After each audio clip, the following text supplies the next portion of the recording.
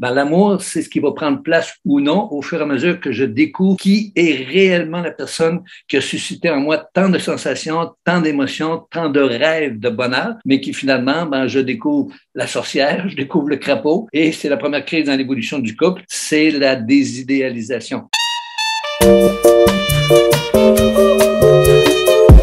Bonjour à toutes et à tous. J'ai le grand plaisir et l'honneur de recevoir pour une discussion Yvon Dallaire, notre célèbre spécialiste expert en relations amoureuses québécois. Yvon, que je connais très bien puisque je t'ai invité à Bruxelles et à Paris il y a déjà peut-être plus de 10 ans. Et donc, je connais un petit peu ton travail puisque à l'époque, je t'avais déjà invité, donc j'avais regardé. Donc, je suis ravie de t'accueillir. Donc, bonjour à toi. Bonjour, Bénédicte, c'est un plaisir de te revoir. Moi aussi. Après tout ce temps. Après tout ce temps. Alors, figure-toi, tu dois pas trop savoir ce que je suis devenue, mais je suis devenue love coach. Je suis une des premières love coach. J'ai publié en 2011 Le prochain, c'est le bon, qui était mon premier livre. J'en ai écrit 4 en tout. Et moi, je suis spécialiste des relations amoureuses, mais plutôt du côté des débuts que du couple. S'il m'arrive de coacher des couples en difficulté, moi, mon centre d'intérêt, c'est tout ce qui se passe entre le moment où je décide de faire la rencontre et le moment où je suis installée dans mon couple. Et c'est pour ça que je vais commencer par te poser cette question qui, pour moi, est essentielle. As-tu remarqué que depuis, peut-être, je dirais l'avènement des applications, donc je dirais depuis peut-être entre 2015 et 2018, il y a beaucoup de choses qui ont changé dans la relation amoureuse. Beaucoup de choses en superficie ont changé, mais profondément, je pense que le couple d'aujourd'hui ressemble encore beaucoup au couple, je dirais, traditionnel, entre guillemets, là. Mais ce qui a pu changer, c'est que les jeunes aujourd'hui se mettent en couple beaucoup plus rapidement, font l'amour beaucoup plus rapidement et divorcent aussi beaucoup plus rapidement.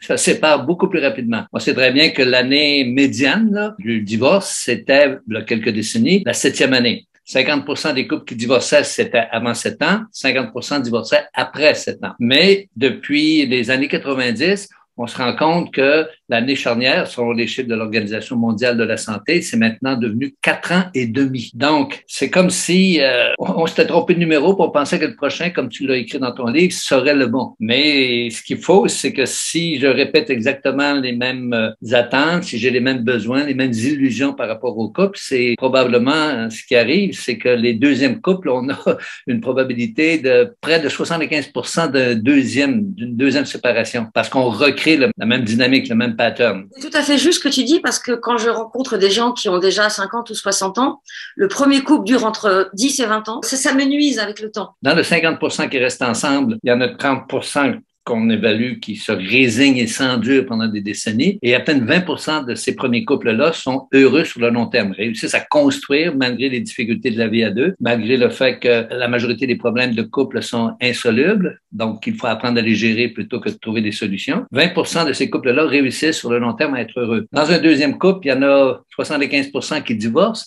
Mais comme ces gens-là ne se sont pas résignés dans un premier couple, ça veut dire qu'il y en a 25% du deuxième couple qui réussissent. C'est quand même une bonne nouvelle. C'est même plus que pour un premier couple. Et les troisièmes couples, là, parce qu'il y en a qui se rendent jusqu'à 3 couples, on va jusqu'à 85% de séparation. Donc, il y a quand même 15%. On ne s'est pas résigné dans le premier ni dans le deuxième. On ne se résignera pas dans le troisième. Donc, il y a 15%. Et si on additionne tous ces pourcentages-là, d'après une étude qui a été faite récemment par l'Ordre des psychologues du Québec, on évalue à 40% le nombre de couples heureux ou très heureux sur le long terme. Mais il y a quand même plus de 60% des gens qui réussissent pas à construire un couple harmonieux. C'est très inquiétant ce que tu dis parce que je suis arrivée à la même conclusion que toi. C'est-à-dire qu'une fois qu'on est en couple, on a 40% de chances de rester ensemble longtemps. Mais le plus difficile aujourd'hui pour moi, sur ce que je remarque en tout cas, à travers les gens qui viennent me voir et que je coach pour aller sur Tinder, sur les applications, sur les sites, dans la vraie vie, tous les endroits où on peut rencontrer quelqu'un, le plus difficile, c'est d'arriver à créer ce couple. Et je dirais même, c'est la jungle des rencontres. C'est-à-dire que c'est devenu plus violent qu'avant. Je te parle de la violence pour rencontrer des gens, le ghosting, je te prends, je te gère,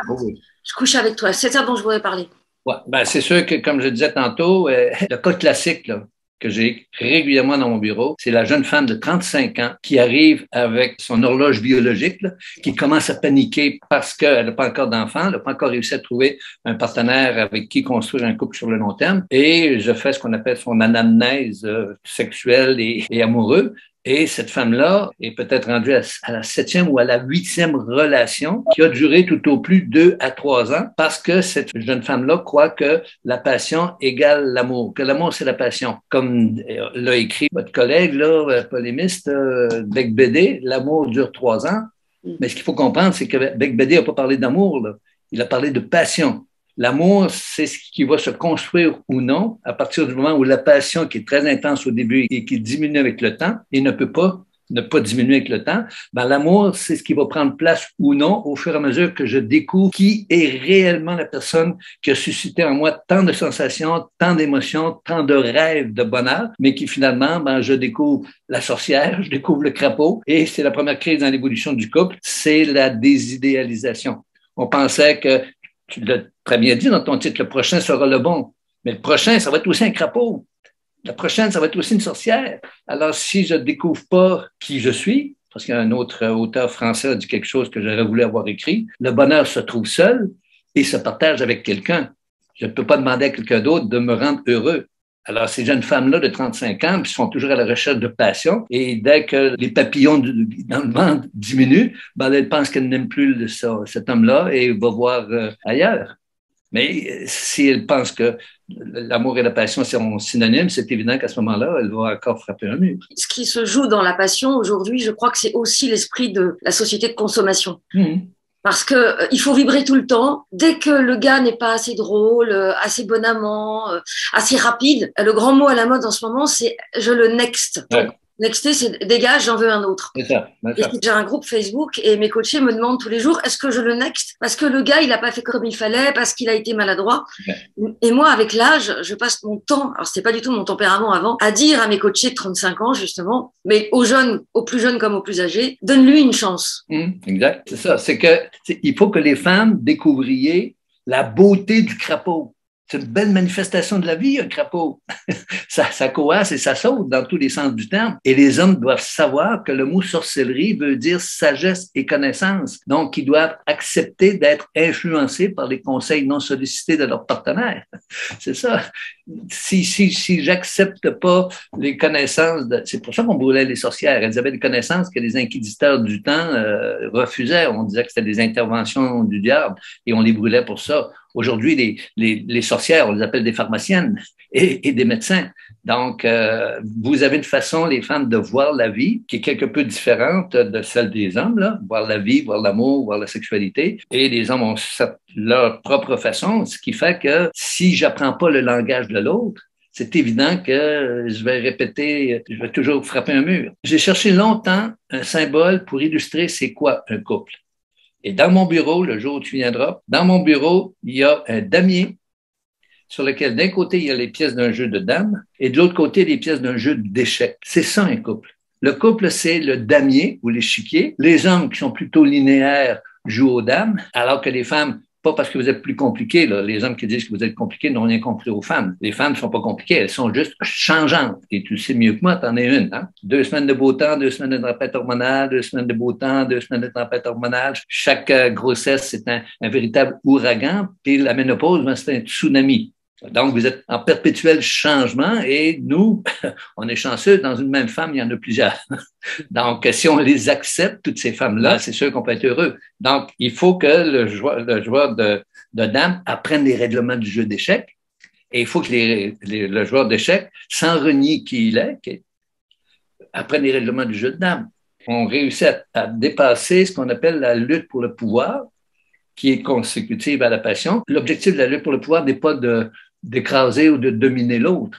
L'objectif de la lutte du pouvoir, c'est que chacun s'affirme dans ses règlements. Et pour être heureux, pour arriver à la 3e étape, il faut que chacun soit ouvert à apprendre les règlements du jeu de l'autre, ce qui va faire qu'à ce moment-là, 3e étape, c'est ce qu'on appelle le partage du pouvoir. Les couples heureux sont ceux qui ont réussi à créer un 3e jeu intégrant certains règlements du jeu de dames, certains règlements du jeu d'échecs pour développer ce que moi j'appelle leur culture conjugale. Et contrairement au dicton qui dit que les couples heureux n'ont pas d'histoire, c'est pas vrai. Chaque couple heureux possède son mythe fondateur, chaque couple heureux possède ses caractéristiques précises. C'est nous, les intervenants en thérapie conjugale, qui avons observé les couples heureux, qui avons découvert des éléments de base commun à tous ces couples-là, dont, entre autres, que chacun a sa propre histoire, alors que les couples malheureux ont tous la même histoire.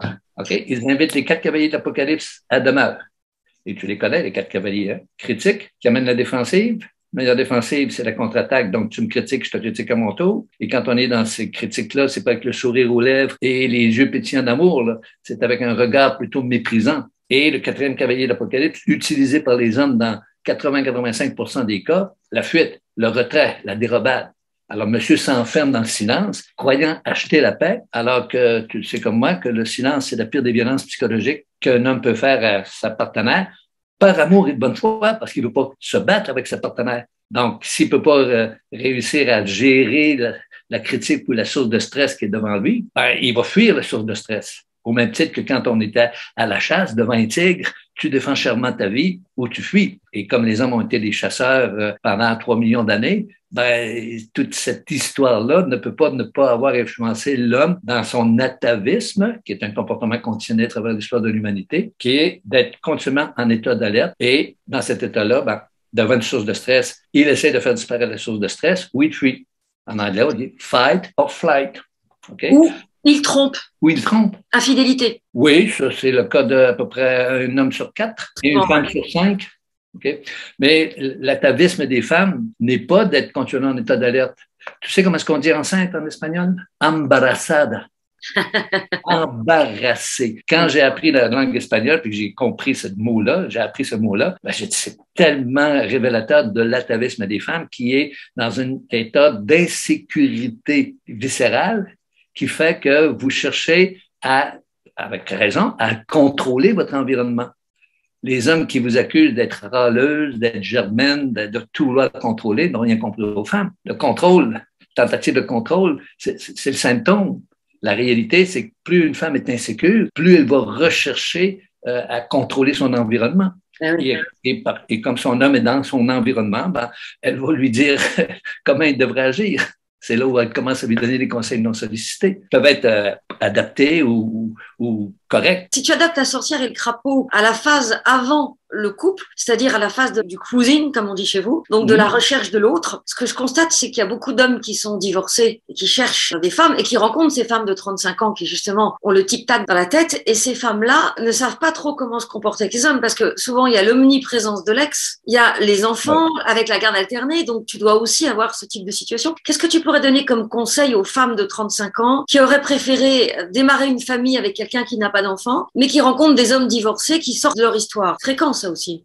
C'est la raison pour laquelle les deuxièmes couples ont plus de difficultés à survivre, parce que aussi source de conflits majeurs et souvent insolubles dans 70% des cas, l'argent, l'éducation des enfants, les belles familles et des amis, les tâches ménagères, le travail et la sexualité, c'est source de conflits chez les couples. On rajoute les ex et les enfants de l'autre dans une deuxième relation, d'où le fait qu'on passe de 50 à 75% de séparation de deuxième. Bon, qu'est-ce que je donne comme conseil aux jeunes femmes de 35 ans? Je lui fais une comparaison en disant, qu'est-ce que tu dirais d'un employeur qui engage quelqu'un et qui, dès la première journée, lui donne tous les bénéfices de la convention collective avant de s'être assuré qu'il était compétent dans sa job et qu'il s'impliquerait vraiment pour la compagnie de l'employeur. C'est une folie. Alors aujourd'hui, qu'est-ce que ce genre de femmes-là font? Elles couchent avec leur amoureux potentiel après 24 heures, 48 heures. Puis la jeune femme me dit, oui, mais si on ne couche pas avec les hommes aujourd'hui, ils s'en vont. Ben oui, mais peut-être que les hommes ne recherchent que ça, une amante pour la nuit plutôt qu'une amante pour la vie. Alors, qu'est-ce que tu veux? Un amant pour la nuit ou un amant pour la vie? Alors, si tu veux un amant pour la vie, ce serait peut-être bon de lui faire passer une période de probation, comme tous les employeurs censés vont faire. Et il y a même des professions, comme les avocats, où la période de probation dure des années avant de savoir si vraiment ce jeune avocat-là est compétent et va s'investir pour la société. Alors, c'est ce que je propose aux jeunes femmes de 35 ans, de donner une période de 3 à 6 mois à son candidat potentiel avant de lui donner tous les bénéfices de la convention collective. Ce qui ne veut pas dire de se présenter comme une sainte nitouche, là. Il faut qu'elle lui démontre qu'elle peut être un objet, entre guillemets objet, là, dans le sens psychologique du terme, un objet de plaisir, mais qu'elle pose des conditions. Alors, c'est sûr qu'il y a beaucoup d'hommes qui vont fuir, mais ceux qui vont rester, vont être des candidats sérieux. Mais on pourrait presque faire l'équivalent inverse, parce que l'homme qui a été pendant des années avec une femme hystérique, méchante, qui se refusait sexuellement, qui l'humiliait, le critiquait, le rabaissait, on peut aussi imaginer que lui veut une période de probation avant de s'engager à nouveau. J'ai beaucoup de jeunes hommes, début vingtaine, qui disent, mais moi, je veux une femme avec qui construire un couple, une famille. Mais là, si je couche pas avec elle dès le deuxième ou le troisième soir, elle me dit que je suis pas normal. Il y a des jeunes hommes aussi qui veulent pas, c'est pas un objet sexuel. Oui, tout homme va, et toute femme aussi, c'est tout à fait légitime de trouver quelqu'un avec qui s'épanouir sexuellement. Mais au-delà d'une partenaire de sexe, un homme veut aussi une partenaire de jeu, il veut aussi une femme qui va le soutenir, il veut aussi une femme qui va le valoriser, tout comme la femme veut communiquer, la femme veut de l'affection, la femme veut de l'authenticité, veut de l'engagement. C'est tout à fait légitime. OK? On peut pas construire un couple sur la passion. La passion, c'est juste une impulsion que la nature a mis dans le corps d'un homme et dans le corps de la femme pour assurer la survie de l'espèce. Comme nos petits à nous, c'est un contrat d'au moins 20 ans avant qu'ils soient autonomes, ben, l'amour, c'est ce qui va consolider le couple et faire en sorte que ce couple-là, s'ils arrivent à faire partie des 40% dont on parlait tout à l'heure, s'ils arrivent à être heureux en couple, ben, ils vont devenir un modèle pour leurs propres enfants. Ils vont aussi créer un milieu dans lequel l'éducation va pouvoir mieux se passer. Alors, qu'est-ce que tu dirais à des femmes qui ont maintenant 45 ans, 50, 60, donc qui ont des enfants ou qui ont passé l'âge d'en avoir et qui donc n'ont plus cette priorité dans leur vie? Ce qu'elles veulent, c'est que leur second couple ou leur troisième soit le bon. Et qu'est-ce que tu donnerais comme conseil? Parce que moi, ce que j'ai remarqué, en tout cas celles qui m'écoutent, elles ne couchent pas tout de suite. C'est plutôt les jeunes qui couchent très vite. Oui, j'ai remarqué que et s'expérimente dans tous les domaines de la sexualité. Là. Ah oui, le dojo, le sadomaso, à 2, à 3, à 5. J'entends des choses assez impressionnantes. Mais ce sont pas trop les gens qui viennent me voir. Ceux-là, pour l'instant, ils expérimentent et ils se débrouillent entre eux. Les gens qui viennent me voir sont souvent des femmes. Il y a des hommes et des femmes, mais il y a une majorité de femmes, quand je parle de celles qui ont plus de 45 ans, qui se retrouvent face à des hommes, je pense à un exemple récent. Le type essaie de l'embrasser, elle refuse, elle lui fait un baiser sur la main pour essayer de faire un petit truc symbolique, il trouve ça mignon. Il l'invite à dîner, il essaie de l'embrasser une deuxième fois. Elle le réembrasse sur la main et il fait « Ah non, pas encore, bye bye !» Et il disparaît. Alors évidemment, c'était un peu maladroit de la part de la femme, elle aurait dû se laisser un peu approcher. Mais quand même, il y a ce côté, je te prends, je te jette, tu rentres pas dans le moule, je veux bien te voir une fois, deux fois, mais si j'ai pas couché la troisième fois, tu dégages. Est-ce que ça te parle, ça? Est-ce que c'est spécifique à l'Europe? Non, ce qui me parle davantage, j'ai donné à plusieurs reprises des conférences à des groupes ici à Québec de familles monoparentales. Et c'est effectivement beaucoup de gens de 40, 50 années qui viennent me voir. Et ce que j'ai entendu souvent de la part des femmes, c'est que moi, là, ma famille est fondée, je suis divorcé, séparé, etc. Et là, je veux enfin profiter de la vie. Mais là, tous les hommes que je rencontre, ils veulent me mettre la bague au doigt. Ils veulent m'attacher.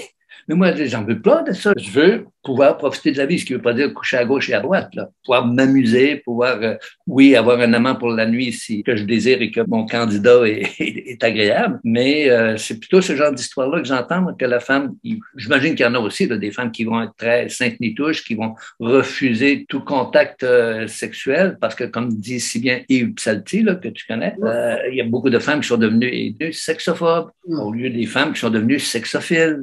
Comme on rencontre chez les cougars, qu'on appelle ici. J'imagine qu'en Europe aussi, on les appelait des cougars, les femmes qui veulent du sexe pour le plaisir du sexe et non pas parce qu'elles aiment cet homme-là. Alors, chez nous, la cougar, c'est une femme mûre qui attrape un lionceau de 20-30 ans avec son lasso et qui en fait son objet sexuel. C'est pas tout à fait la même définition que chez vous. Non, c'est la même définition. C'est la femme mûre qui veut chercher des jeunes hommes performants.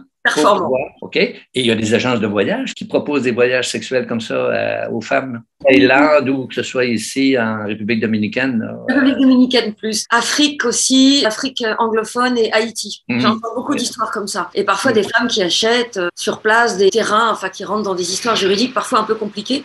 Parce que quand on rentre là-dedans, souvent, il faut entretenir toute une famille. À passer 30 ans, les femmes ont beaucoup plus de probabilité de rencontrer un homme qui a déjà des enfants. C'est ça. Et ce qu'on constate aussi en termes statistiques, la femme vieillissante, c'est pas juste là, mais c'est la réalité, a moins de probabilité de se trouver un partenaire de vie. Alors que les hommes vieillissants, ils ont généralement l'embarras du choix des femmes du même âge et des femmes plus jeunes qu'eux. C'est intéressant ce que tu dis parce que moi j'ai une théorie qui est peut-être rassuriste, c'est que je dis aux femmes que effectivement dans une salle où il y a des hommes de 60 ans et des femmes de 60 ans, certains hommes vont chercher des femmes de 50. 50, voire 40. Sauf que quand moi j'avais mon agence de rencontre à la fin du siècle, on trouvait complètement normal de présenter une femme de 40 ans à un homme de 60. Aujourd'hui, si c'est pas une star ou quelqu'un qui a de l'argent, aucune femme de 40 ans ne va coucher avec son papa ou alors dans la vraie vie parce qu'elle l'a connu, parce que c'est érotique.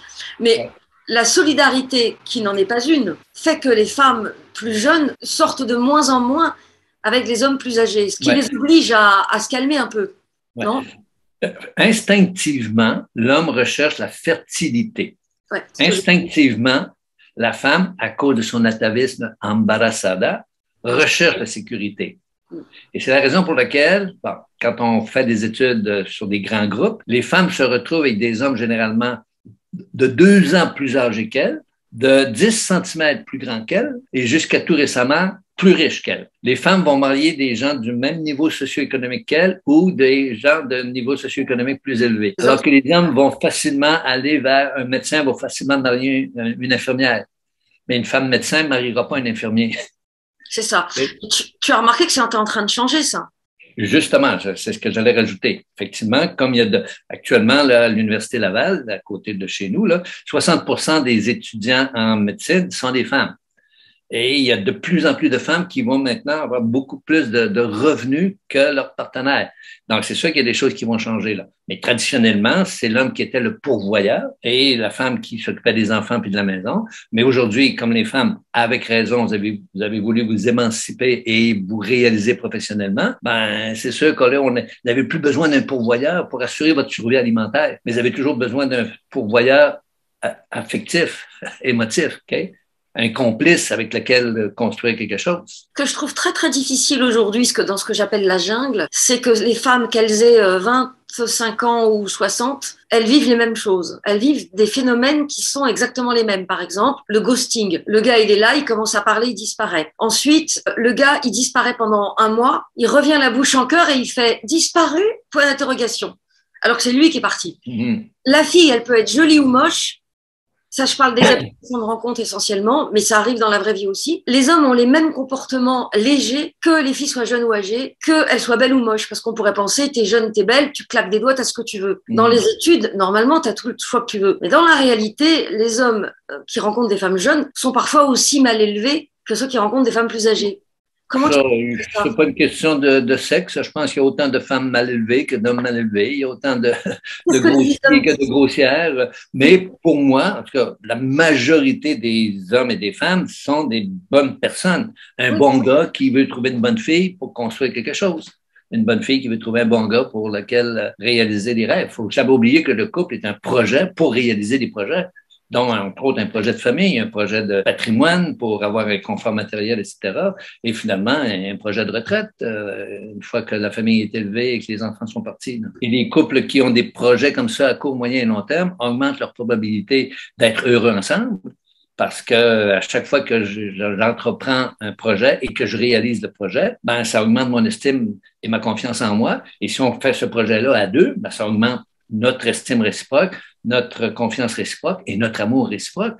Et c'est ça, l'amour, pour moi, ce n'est pas ce qui existe au début. Au début, c'est souvent plus la passion qu'autre chose. L'amour, c'est ce qui se construit ou non au fur et à mesure que le couple se construit. L'amour, c'est l'objectif du couple, pas la base. C'est très intéressant ce que tu dis parce que souvent, les femmes qui démarrent des couples qu'elles ont rencontrés, je les ai un petit peu aidées, ils sont ensemble depuis 3 mois, 6 mois, 1 an ou 2, et elles me disent, on n'a pas de projet. Alors, ce serait quoi un projet pour toi? Ben, un projet de se retrouver dans le même appartement, de s'acheter une maison, de voyager, de faire un enfant. Voyager, c'est déjà un projet s'il y a des enfants qui sont un peu... On est d'accord. En fait, un projet, c'est faire des choses ensemble. C'est faire des choses ensemble. Le couple est un projet en lui-même. Construire un couple, c'est un projet. Si on réussit à construire un couple, puis qu'on est bien ensemble, puis qu'on s'épanouit ensemble, à ce moment-là, c'est beau d'être ensemble, mais c'est bien beau de se prendre par les mains, de se regarder dans les yeux, puis de dire qu'on s'aime. Mais un couple, c'est aussi se prendre par la main, puis aller dans la même direction. Et alors finalement, ce que tu disais tout à l'heure, ça pourrait presque un point de départ, c'est si tu cherches un homme pour la nuit ou si tu cherches un homme pour la vie, c'est pas le même comportement. Absolument pas. On est bien d'accord, s'il s'en va, ben il s'en va. Tant pis pour lui. Tant pis pour lui. Mais si tu expliques qu'il y a beaucoup d'hommes qui veulent rencontrer des femmes plus jeunes et qu'il y a beaucoup d'hommes qui veulent s'amuser aussi, comme des femmes, qui est-ce qui reste au bout du compte? Moi, je dis toujours, il n'en restera qu'un, il n'en restera qu'une. Mais avant d'arriver à ce couple qui se construit, il y a parfois une recherche qui peut durer entre 1 mois et 1 an. Même plus. On sait que, par exemple, qu'après un divorce, une séparation, l'homme, s'il n'y a pas déjà une femme qui attend, s'installe en couple dans l'année suivant sa séparation. Alors qu'en moyenne, les femmes vont prendre plutôt 3 à 5 ans parce que très souvent, elles vont cesser toute activité sexuelle et vont se consacrer à leurs enfants. Quel que soit l'âge, donc, même si elles ont 60 ans au moment du divorce. Exact. Même Oui. si les enfants sont grands. J'ai déjà été présenté pour offrir une conférence sur le thème de la sexualité après 50 ans et la présentatrice m'a dit que depuis que son homme avait baissé son taux de testostérone, depuis qu'elle était ménopausée, qu'elle était enfin, j'étais libre, j'avais la paix au niveau de la sexualité. Mais c'est épouvantable d'entendre une femme de 60 ans dire ça. Alors que la sexualité, c'est une chose de plaisir intense, que nous, les humains, on en a fait une fonction érotique. Mais c'est sûr que le but premier de la sexualité, c'est la reproduction. Mais nous, on en a fait une fonction érotique, même parfois une fonction commerciale. Là. Mais c'est une chose de plaisir et on sait très bien que les hommes et les femmes qui sont en couple et heureux et qui ont des activités sexuelles régulières, et ça peut être très variable d'un couple à l'autre, augmentent leur espérance de vie de 6 à 9 ans en bonne santé et qui sont 35% moins souvent malades que les membres des couples malheureux. Est-ce que tu as remarqué qu'en termes de sexualité, les hommes n'étaient pas tous égaux et que tu as des hommes qui ont besoin de la petite pilule bleue pour pouvoir avoir une relation et quand il y en a d'autres qui, jusqu'à 80 ans, ont des érections naturelles? Moi, je me souviens dans mon agence de rencontre, il y avait des femmes de 75 ans qui m'appelaient en me disant « Je me dessèche, trouvez-moi un homme !» Et les femmes qui venaient dans cette agence, elles voulaient évidemment faire l'amour. Alors qu'il y a des femmes comme celle dont tu me parlais qui sont très contentes quand ça s'arrête. Donc, il y a quand même une inégalité une constitution. Comme dit notre ami Dr. Yves Psalti, sexologue belge, il y a des gens qui sont en ligne mineure, puis il y a des gens qui sont en ligne majeure. Il y a des sexophobes, il y a plus de femmes sexophobes que d'hommes sexophobes. Il y a aussi des gens qui n'ont aucune libido. Là. Et tu as des gens qui sont vraiment dans les lignes majeures. Là. Des sexophiles qui veulent le plaisir du sexe pour le sexe, tout en sachant que le meilleur environnement pour avoir une sexualité épanouie, c'est dans une relation amoureuse, où on partage non seulement nos sensations agréables, mais aussi nos émotions. Je dis souvent, moi, à quoi sert une vibration génitale si elle ne s'accompagne pas d'une vibration émotive, une vibration du cœur et une vibration de l'esprit? C'est ça, être heureux. C'est quand mes 3 cerveaux, sensation, émotion et raison.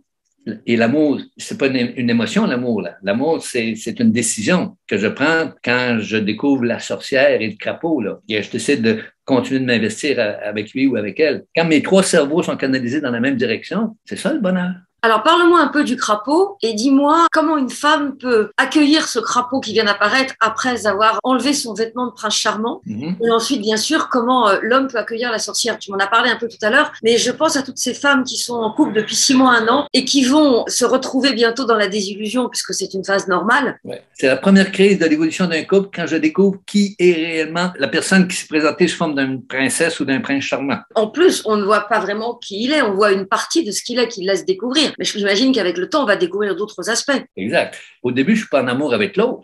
Je suis en amour avec mes sensations, mes émotions et mes rêves. C'est très narcissique, okay? Mais tranquillement, je vais finir par découvrir qui est réellement l'autre. Il paraît que quand on est dans la période de séduction, on se présente notre plus beau jour, mais une fois que toutes les pièces du jeu de dames, les pièces du jeu d'échecs sont installées, OK? Il y a un des deux avance une pièce, puis l'autre dit, ben non, c'est pas comme ça qu'on joue ici, là. Et c'est là où la lutte pour le pouvoir commence. Je le répète, c'est pas une lutte pour le pouvoir pour écraser ou dominer l'autre. C'est parce que moi, je suis un homme et mes besoins sont X, Y, Z. Toi, tu es une femme, puis c'est X, Y, Z dans une autre langue. Il faut qu'on apprenne chacun les règlements du jeu de l'autre, qu'on accepte de jouer au jeu de l'autre si on veut former un couple heureux avec une culture qui va faire qu'on va être heureux ensemble, peu importe les rituels, la routine, etc. qu'on va développer. En fait, ce que j'entends, c'est que la grosse erreur de la plupart des personnes qui démarrent un couple, c'est lorsqu'elles voient apparaître le crapaud, elles pensent que le prochain, il restera un prince charmant et que la prochaine, elle restera une princesse. C'est ça, en fait. Tu as parfaitement raison. Et tu sais que tous les livres qui ont été écrits sur le thème ces hommes qui ont peur de l'engagement ont été écrits par des femmes.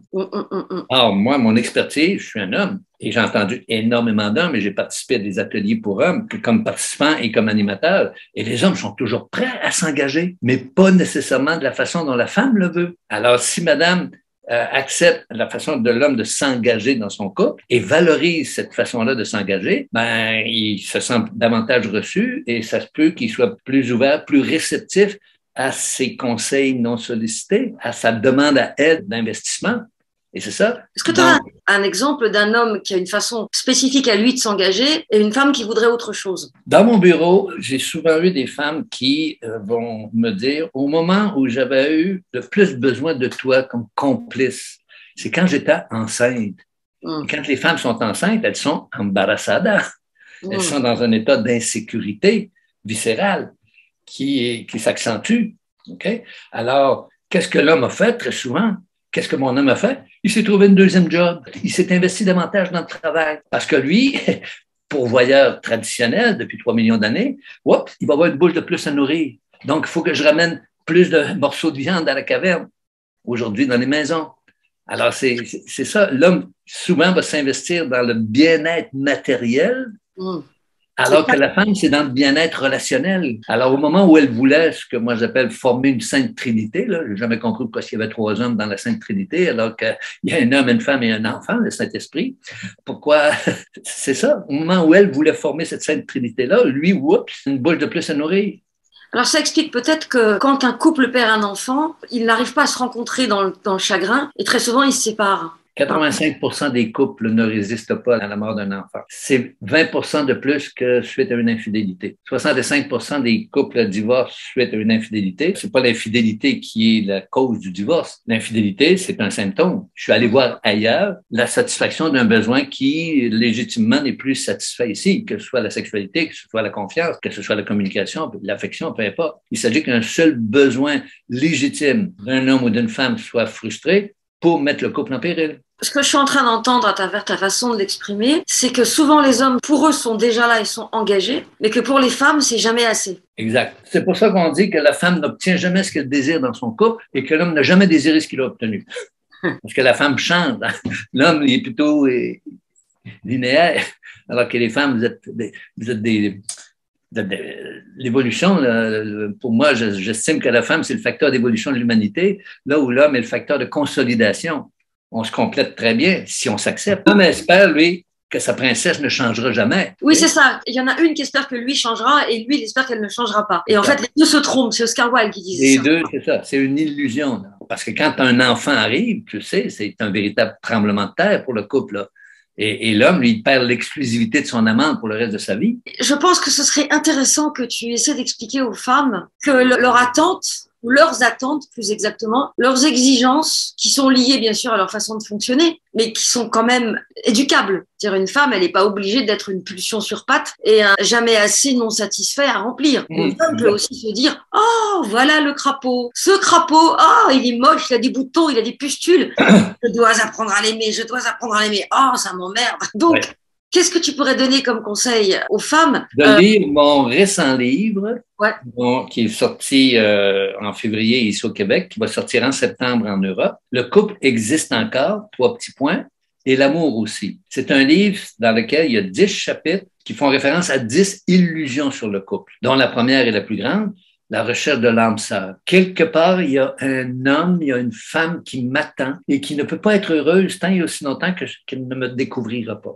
Et cette femme-là, cette âme sœur-là, qui est la nouvelle appellation de la princesse et du prince charmant, elle n'existe pas ailleurs que dans nos têtes. Donc, une mauvaise nouvelle, l'âme sœur n'existe pas, mais si tu vas sur Internet et tu écris âme sœur, il y a des millions de pages qui vont te dire comment trouver une âme sœur. Mais c'est une illusion, ça n'existe pas. On est tous des crapauds, on est tous des sorcières. Par contre, bonne nouvelle, il y a peut-être des milliers de personnes avec lesquelles tu pourrais être compatible et construire un couple. Pas une seule personne. Okay? Un jour, mon prince viendra. Non. L'âme sœur, c'est une illusion qui exploite la naïveté des gens. La réalité, et dans des livres comme Le Secret ou La Loi de l'attraction, notre cerveau, c'est pas un aimant. Notre cerveau, c'est un ensemble de neurones qui traitent de l'information envoyée par nos sens, par nos pensées, par nos émotions. C'est pas parce que je désire fortement trouver une âme sœur qu'elle va apparaître un jour dans ma rue.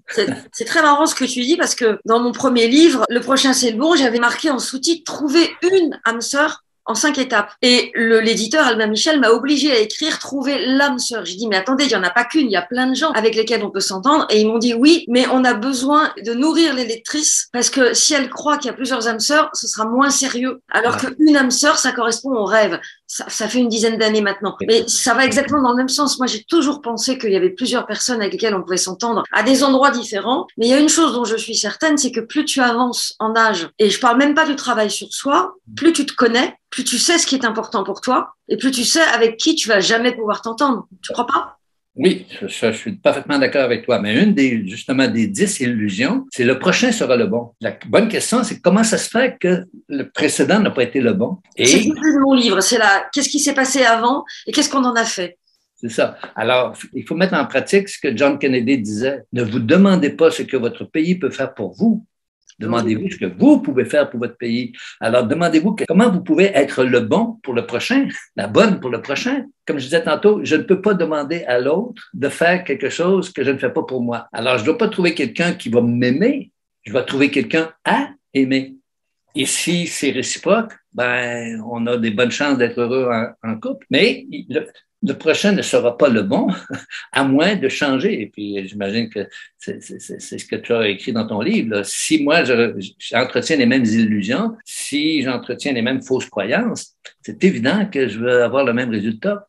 Je vais répéter le même scénario tant et aussi longtemps que je n'aurai pas compris, comme la jeune femme de 35 ans qui est rendue à sa 7e ou 8e relation, qui a toujours répété le même scénario. Et à cette jeune femme-là, généralement, je lui dis, écoute, sais-tu quoi on va faire, là? Mon bureau est assez grand, là.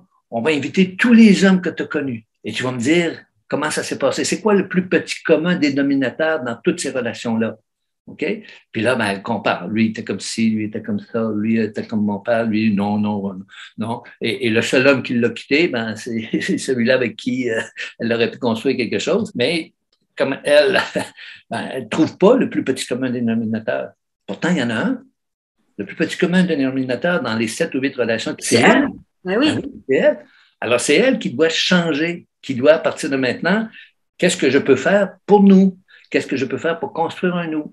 Et c'est évident que dans un couple, les deux partenaires sont 100% responsables de leur bout de la relation. C'est sûr que l'état du couple, c'est une co-réalisation. Mais, comme disait si bien quelqu'un, dont j'ai oublié le nom, un couple, c'est comme deux acteurs qui jouent un scénario écrit par deux réalisateurs qui ne se sont pas parlé. Alors, les deux ils sont de bonne foi en mettant en pratique le scénario qu'ils ont appris. Sauf qu'il faudrait, et le coach, le thérapeute, il est là justement pour faire parler les deux réalisateurs, hein, pour que madame apprenne les règlements du jeu de dames, que monsieur apprenne les règlements du jeu d'échecs, pour qu'on puisse développer un troisième scénario, dont, entre autres, le suivant, une autre phrase que j'aurais aimé avoir écrite, si tu te comportais envers tes amis comme tu te comportes envers ton partenaire, tu n'aurais plus d'amis. Mais si tu te comportais envers ton partenaire comme tu te comportes envers tes amis, tu seras heureux, tu seras heureuse. Parce que toutes les études longitudinales qui ont été faites sur les couples heureux à long terme ont démontré que le critère de base des couples heureux, ce n'est pas la passion, c'est l'amitié. Et l'amitié, ça a la même racine que amour. Amitié, amour. OK? Et si je considère mon partenaire comme un invité spécial dans ma vie, ben, qu'est-ce qu'on fait avec un ami? On en prend soin. Qu'est-ce que moi, je peux faire pour nous? Et non pas qu'est-ce que nous peut faire pour moi ou qu'est-ce que l'autre peut faire pour moi. Moi et nous, des fois, on se met à ton service et des fois, ben, toi et nous, vous vous mettez à mon service. Mon intérêt le plus égoïste en tant qu'homme, c'est que tous les besoins légitimes de ma partenaire soient satisfaits. Alors, si je me mets à satisfaire ses besoins, ben, sa banque d'amour va se remplir. Son compte d'épargne émotif, pour moi, va se remplir et j'augmente les probabilités qu'elle, à son tour, satisfasse mes besoins légitimes d'homme, qui sont tous des besoins humains, là. Mais les femmes, vous allez prioriser certains besoins humains. Les hommes vont prioriser certains autres besoins. Pour caricaturer, là, on dit que bon, l'homme est à la recherche d'un partenaire sexuel, alors que la femme est à la recherche d'un amoureux. Oui, mais est-ce qu'on pourrait envisager dans cette perspective que peut-être la femme qui arrive après un divorce, deux divorces, une histoire compliquée avec un homme qui ne s'est pas toujours bien comporté, et ça marche dans les deux sens, hein, il y a parfois des femmes perverses, des hommes pervers, ça là-dessus, oui. On n'a pas l'ombre d'un doute. J'ai entendu ça souvent chez les femmes, c'est pour ça que je te pose la question. Elles disent, j'ai beaucoup porté, donc elles ont travaillé, elles ont payé quand le type était au chômage, par exemple, et elles disent, maintenant, j'ai envie qu'on me porte. J'en ai marre de porter les autres, j'ai envie d'être choyée. Et elles arrivent à 50 ans avec des envies d'être choyées, avec des hommes qui peut-être eux-mêmes ont le même problème. Et monsieur, j'ai envie d'être choyé, rencontre madame, j'ai envie d'être choyée. Et là, il y a un problème, non? C'est parce que biologiquement parlant, le corps d'une femme est fait pour nourrir. Tu as nourri tes enfants pendant 9 mois. Dans ton utérus, tu les as nourris avec tes seins. Et entre le mot sein et le mot soin, il y a juste un O à qui on a tordu une petite patte. Donc, vous êtes des aidants naturels, vous êtes des altruistes biologiquement parlant. L'homme n'est pas un être altruiste. L'homme est un être égoïste. Il va à la chasse, il tue, il bouffe en premier et pour récupérer ses forces et ramener le gibier, le reste de la viande à la caverne ou à la maison. Alors, si madame pense que, parce qu'elle est altruiste, que son partenaire va jouer selon les mêmes règlements, que lui aussi va être altruiste, ben c'est là où les deux ne se comprennent pas. Madame, elle va penser que monsieur va être capable de voir tout ce qu'il y a à faire dans la maison. Mais non, monsieur, quand il vient à la maison, il veut se reposer de son travail ou de sa chasse. Okay? Alors que, monsieur, lui, comme c'est un être égoïste, il va partir du principe que si elle fait tout ce ménage-là, si elle fait tout ça, si elle prend la charge mentale du couple, elle fait ça par égoïsme. Elle aime ça. Pourquoi je lui enlèverais son plaisir? Et tu penses pas que ça, c'est en train d'évoluer, les histoires de psychologie évolutionniste et tout ça? Tu penses que c'est encore une histoire de caverne et de cerveau imprégné? Par définition, tu viens de le dire, une psychologie évolutionniste. Ça évolutionne. C'est sûr qu'on n'est plus au temps des cavernes, mais c'est notre néocortex qui a grandement changé. Mais dans une situation de stress, on va réagir comme au temps des cavernes. La femme va se retrouver dans son atavisme d'insécurité viscérale et va chercher à contrôler, va chercher à conserver la communication. Là où monsieur, quand devant un tigre, on fait quoi? Je défends chèrement ma vie ou je fuis. Alors, le cerveau primitif de l'homme ne fait pas la différence entre un tigre et une critique. Il va réagir exactement devant une critique comme devant un tigre. Donc, il se défend, il joue au gorille pour essayer de faire peur à l'assaut de son stress, ou quand il se rend compte que, parce que vous avez des talents de communication beaucoup plus développés que les hommes, il se rend compte que ça ne donne rien de discuter, il s'en va. Et ça, on a des preuves scientifiques, hein.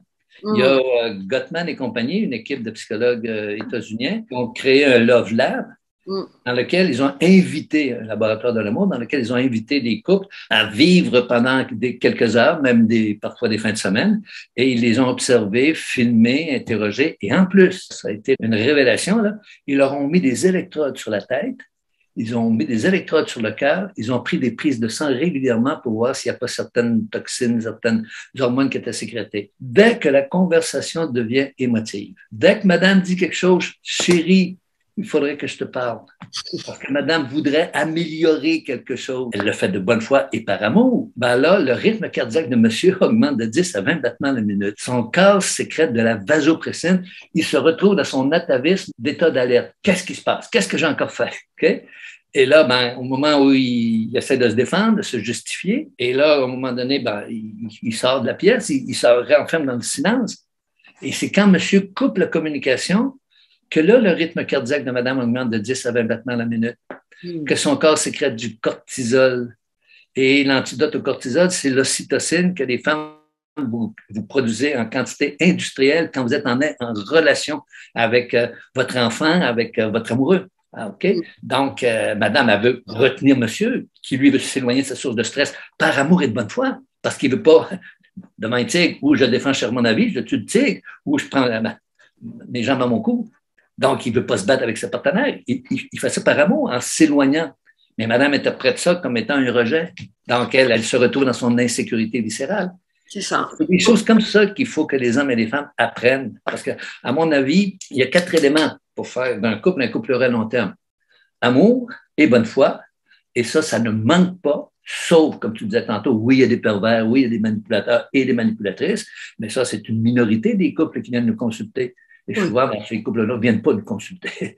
Mais les 2 autres éléments qui manquent, c'est l'ignorance des petites différences qui existent toujours, même si elles vont évoluer. Elles ont évolué et elles vont continuer d'évoluer. Il y a des petites différences qui existent entre les hommes et les femmes, malgré un grand désir d'égalité, et l'ignorance des dynamiques inévitables de la vie à deux. Okay? Et pour ça, il faut faire disparaître nos illusions, là, qui est le thème de mon récent livre, et les efforts à faire pour arrêter de faire ce qui hypothèque l'amour, comme les 4 cavaliers d'Apocalypse, et continuer de faire ce qui fait qu'on est toujours ensemble. Hein, quand un couple vient consulter, il y a encore un lien entre les deux. Peut-être que le lien il est plus aussi intense, il est peut-être plus ténu, le lien. Mais s'ils viennent en thérapie, c'est qu'ils sont tous les deux de bonne foi et aimants, ils veulent sauver leur couple. Okay? Mais ce qui manque, c'est ça. C'est qu'il faut continuer de faire davantage ce qui fait qu'ils sont toujours ensemble et mettre en pratique ce qu'on sait aujourd'hui, faire des efforts pour mettre en pratique ce qu'on sait aujourd'hui que les couples heureux font. C'est simple. Amour, bonne foi, connaissance des différences et des dynamiques et les efforts. Ce n'est pas vrai que c'est parce qu'on s'aime que tout va être simple. Ce que tu appelles les différences, c'est effectivement le côté sorcière, crapaud, sécurité, égoïsme. Et qu'est-ce que tu appelles les efforts? Parce que le mot effort, en général, ça fait peur. Oui, mais le couple, tu sais comme moi, n'est pas un long fleuve tranquille. La rébellion d'un baiser, aujourd'hui, on ne peut plus parce qu'on va avoir affaire à MeToo, là.